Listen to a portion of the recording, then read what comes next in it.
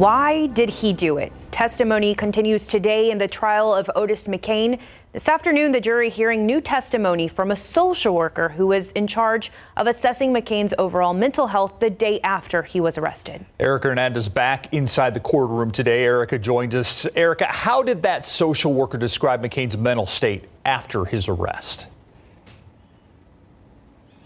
Yeah, so the jury heard from that social worker who was at the Bexar County Jail in 2016, and this was all to get a better understanding of what Otis McKane's mental health was like the day after he was arrested. Now, social worker Elwood Brown stated that this assessment is to make sure McKane wasn't having homicidal or suicidal thoughts. Brown also told the jury that McKane's emotions were all over the place, and he was not only angry, but remorseful.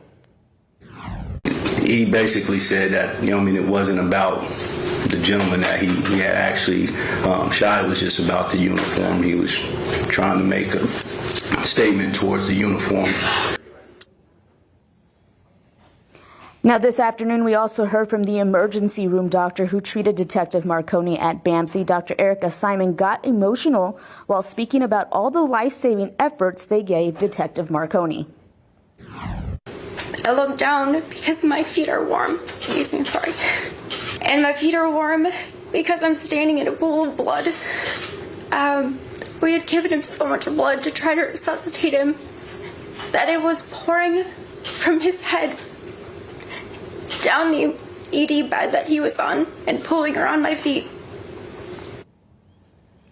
Now, right now, the medical examiner is on the stand. This is the last witness for the state. We'll have more on that testimony coming up at 6. Reporting live from the Kennedy Reeves Justice Center, Erica Hernandez, KSAT 12 News.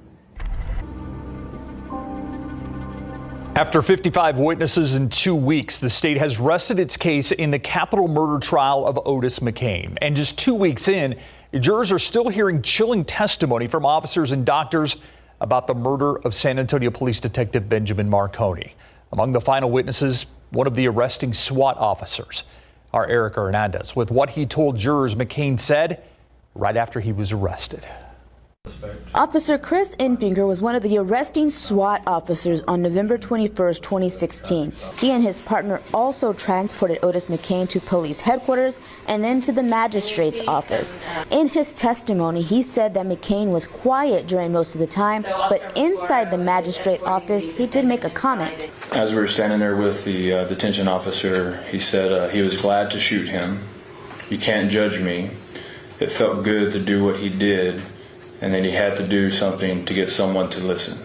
Also this afternoon, we heard from the doctor who treated Detective Marconi when he was taken to the hospital and the medical examiner.